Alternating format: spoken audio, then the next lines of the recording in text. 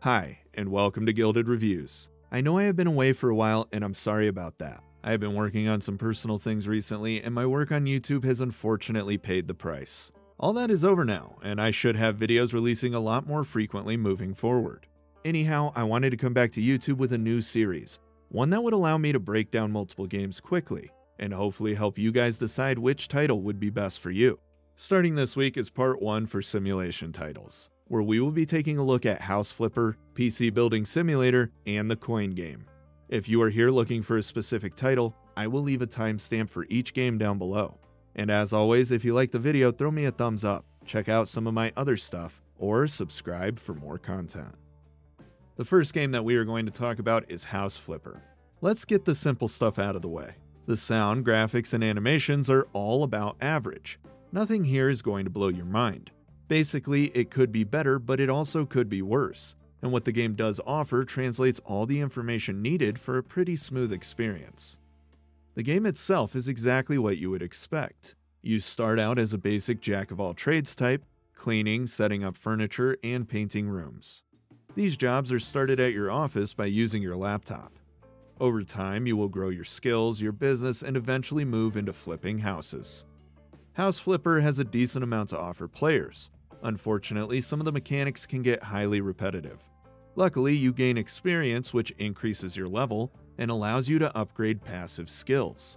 These include things like using less paint, painting more than one section of a wall, and being able to destroy walls faster. Stuff like that. This is nice since it helps remove some of the early game monotony, gives you a sense of progression, and something to work towards. Overall, this game is fairly relaxing. The instructions are all pretty straightforward, and it's easy to sit back and watch some TV while running around. I had the most fun in this game accruing a small fortune and flipping broken down houses. However, I could pass on the early game when you are working mostly through your email. The system wasn't engaging enough for it to be worth it, and unfortunately, it made the game hard to want to pick up and play. That part of the game didn't take long to get through though, and now that I have all the mechanics unlocked, the game is much more enjoyable. Before we do a quick pros and cons list, I want to bring up that this game has some DLC. Well, it has one DLC with another arriving very soon. The current DLC, Garden Flipper, has not received the best reviews, but since I don't really trust Steam reviews, I thought I would pick it up anyway. When the next DLC, which I believe has something to do with HGTV, comes out, I plan to do a more in-depth review of House Flipper. Anyways, let's move on to a quick pros and cons list. For the pros, and there is really no way around it, House Flipper is very relaxing. You also get a real feeling of progression. There are a ton of customization options and plenty to do for an average player. And lastly, it's a good entry price for the amount of content available. For the cons, we have a relatively boring start and early game. House Flipper will also have multiple DLCs, which I personally hate. Playing with the controller was a little rough, which is probably just me. With that being said, the game does work surprisingly well through Steam Link. And lastly, the mechanics are very repetitive, and some eat away at your time. Tiling my first large bathroom was almost painful. And well, that is about it for House Flipper. It's fun but can get a bit monotonous. Personally, I would recommend picking this game up when it's on sale. Don't get me wrong, for some it's worth full price, especially if flipping houses is something you are interested in. The game works exactly as advertised, and there is plenty to do. However, many of the mechanics can get repetitive, and the focus on DLC makes it hard for me to recommend at full price. Let's go ahead and move on to our second game, PC Building Simulator. For the quick stuff, we have some surprisingly detailed graphics, a soundtrack that isn't half bad, and well, just mediocre animations. In PC Building Simulator, you run your own store, checking emails, fixing computers, and worrying about your online review scores. The main reason for picking this game up is to learn more about PCs. I have been building PCs for a long time and thought I would check out how accurate the game is. And while I do have a few issues, mostly with RAM installation, the game does a surprisingly good job teaching newcomers what they need to know to get started. They have even added in water cooling so experienced PC enthusiasts that haven't dabbled in that department can get a better understanding of what parts they will need to build an entire water-cooled system. This is not going to be an end-all for computer building, and you will not be able to go get your A+ certification or anything like that. but it does do a fantastic job teaching the basics. This game, coupled with reading the motherboard manual, and almost anyone could build a PC. With that out of the way, let's talk about the actual game. Progression-wise, everything is in place. You can upgrade your work environment by adding new desks and storage shelves. You can also upgrade how fast it takes you to do the more mundane tasks, like unscrewing the case and plugging in cords. Rather than upgrades being tied to experience, you have to purchase them using the money you earn running the shop. Normally, I would hate something like this, but it does add an extra element to the main survival aspect of this game, that being balancing your income. It's different than how House Flipper handles its upgrades, and between the two, I personally prefer this.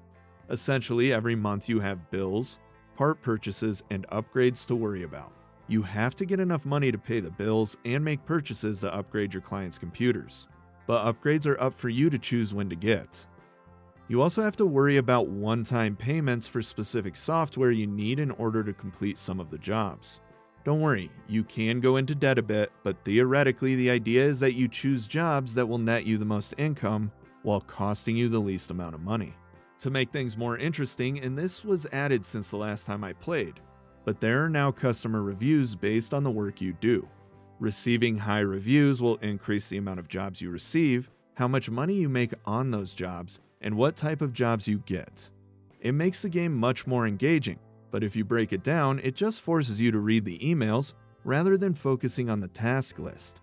It is surprisingly easy to get high reviews, at least early on, and once you get the hang of double checking the emails before you ship it out, you should get pretty high reviews overall. There are also a ton of customization options, and that is really what makes this game shine. They have a ton of real cases, graphics cards, RAM, cooling systems, and pretty much anything else you can think of. That being said, they don't offer every model of every single PC part ever made, but you can generally find something pretty similar to what you are looking for. And if it's popular enough, chances are they either do have it or it will be added soon. The last two things that I want to bring up before we move into a pros and cons list is that there is overclocking, and you can play around with it until you have broken some components. They also have some DLC, but this mostly seems to be for supporting the developers. They are cheap and are, from what I can tell, mostly aesthetic. Alright, let's go ahead and move on to a pros and cons list. For the pros, we have a ton of customization options with realistic models for many cases and PC components. Surprisingly well-balanced progression system. It's a great learning tool with a full tutorial area for those looking to learn the basics of PC building. The game also offers a sandbox mode, so you can jump right in and build whatever you want. The customer review system creates a more engaging experience. And lastly, the ability to overclock and benchmark your builds in-game is a huge bonus. For the cons, we have a pretty high entry price for an indie-developed game. The menus, including the inventory system, could use some work, and are rough to navigate. Lacks on the more specific side of PC building, like installing dual-channel RAM. Overall, PC Building Simulator is a great game, but it really isn't going to be for everyone. I would only recommend this for people trying to learn more about PCs, or for those enthusiasts who just want to mess around. The gameplay is decent enough to keep you entertained, but I don't know if it's good enough to justify the $35 asking price. Because of this, I would recommend picking this game up on sale as well. Alright, and for the final game on today's list, the coin game. For some reason, I absolutely love this game, despite its many flaws. This is going to be one of those games where you just roll the dice and see if it pans out. It's been in early access for a little over a year now, and development is pretty slow overall. Unfortunately, if you look back at the games created by this developer, many of them feel unfinished. I wanted to bring this up and get it out of the way because, like I said, I freaking love this game and would still recommend it, even with the developer's less than stellar history. Also, as a little side note, I have not played any of these other games. I am just basing this off of the reviews I have found through Steam. I do understand that these reviews can be way off the mark sometimes, so take all of that with a grain of salt. Anyhow, let's move on to the actual game. Right now, it's mostly bare bones. The graphics and animations are nothing to be impressed with, and the sound is just okay. This doesn't pertain to the actual arcade cabinets though. These look, sound, and function great. At this time, there's only a sandbox mode. Survival mode is currently being worked on, and we will hopefully hear more soon. The idea here is that you are hopelessly addicted to the arcade, and spend all of your extra time and money playing games. And there are a lot of them. I think right now there is something like over 20 with more to come. There is also a fair, small go-kart area and laser tag zone. None of these are particularly fun, but it looks like there will be more work put into them, and I am excited to see where it all goes, especially the fair. The world is set up as an open-world sandbox with multiple arcades and places for you to check out. You can travel directly there by looking at your watch, or hop in a go-kart and just drive around. Now, I know nothing really sounds that great here, but it is. All of the games are classic recreations of games that you would find in a real arcade like Dave & Buster's. These are not just terribly emulated cabinets either. They are highly detailed, with a focus on realistic physics. This makes the entire experience a lot more fun than it sounds on paper. That one more time feeling is here with almost every game, and when you win a giant pile of tickets, it feels pretty good. There is a lot of work to be done though. Balancing is going to be a major concern, and there needs to be more games to keep people interested for long periods of time. The real reason this game is so impressive is because it has a massive amount of potential, and that is why I honestly believe the developer is not going to give up on this game. It's a great idea that no one else is really working on, and the coin game already has a good following. Currently, the plan is to roll out a survival mode, where you will have to maintain a job to feed your gaming addiction. It all sounds like a lot of fun, and I am interested in seeing how it all gets implemented. There are also some plans to bring in some type of multiplayer feature beyond the leaderboards after the survival mode is complete, which would be outstanding.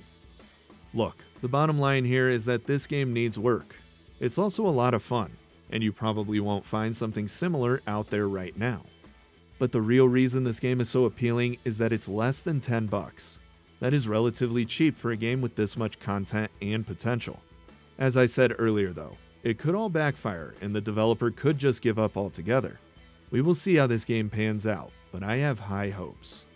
Also, I will be revisiting this game when the survival mode comes out, so I will be making another video for the coin game hopefully within the next 2 months. Alright, let's go ahead and move on to a quick pros and cons list. For the pros, we have a very low entry cost, a ton of potential, possible multiplayer mode, some minor open world exploration with the possibility of hidden arcade cabinets and Easter eggs spread throughout the surprisingly large map, real physics-driven arcade games, a fully functioning ticket system with house and pawn shop to drop off collectibles, and the upcoming survival mode. On the con side, we have slow updates. I am uncertain on this developer because of the past games. There are some visual glitches and frame drops or optimization issues, and lastly, some balancing concerns. As a little side note for the balancing, I have just found a few games where it's easy to get thousands of tickets, and some where you only get like 50. Now, with that being said, many of the games have little unlocks you can get by doing something specific. Things like jackpots or getting all the cards in Dunko. These mechanics are good, and not at all what I'm talking about. I am just talking about the base reward for some of the machines. Overall, the coin game has a unique and fairly nostalgic premise that sets it apart from many of the simulation games you come across on Steam. When the survival mode releases and you have to worry about all the crap that comes with that, the game will have a lot more to offer. Right now, the biggest selling point is the price. You get a decent amount of things to do for the cost. It's fun as hell, and with more content to come, it's easy to justify grabbing it. I would recommend picking up the coin game at full cost. I am not going to lie, you are pretty much investing in things to come, but at $8, it's well worth it. Well, that concludes today's video. Thanks for watching. I hope everyone is staying safe out there, and I am sorry I've been gone so long. I have big plans moving forward, and I can't wait to get started. I will do my best to get a video out at least once a week, even if it's something shorter. Anyhow, I really do appreciate everyone sticking around, and I hope to see you back here again next week.